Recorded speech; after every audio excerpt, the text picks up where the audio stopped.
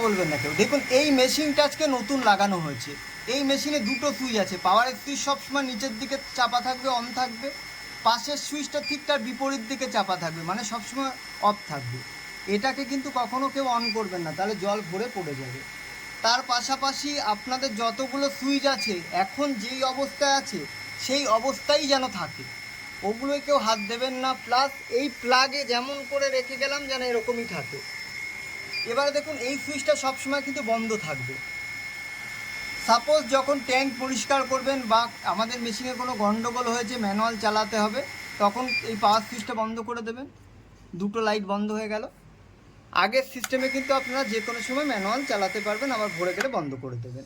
আমি আপাতত এর ওপর টেপ লাগিয়ে দেব। সমস্যা হলেই এই টেপ খুলবেন, এর আগে এই টেপ খুলবেন না। আমি পাওয়ারের সুইচটা অন করছি। পাশে লেখা রয়েছে পাওয়ার। এই লাইটটা সবসময় জ্বলবে। যখনই পাম্পটা চলবে এখানে একটা সবুজ লাইট ব্লিং করবে, আর যতক্ষণ পাম্পটা রানিং থাকবে ততক্ষণ টিট টিট করে একটা আওয়াজ হবে।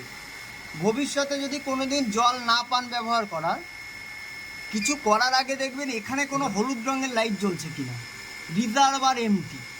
এখানে যদি হলুদ লাইট জ্বলে তার মানে পৌরসভার জল আসেনি ঠিকঠাক, আপনাদের নিচের রিজার্ভারটা খালি আছে। সেই সময় কিন্তু ভুল করেও ম্যানুয়াল চালাবেন না, হাওয়া ঢুকে যাবে পাম্পে। যদি হলুদ লাইট জ্বলে, যদি ব্যবহার করার জল না পান, কিছু করার নেই, অপেক্ষা করবেন, কর্পোরেশনের জল আসবে, আবার পাবেন জল।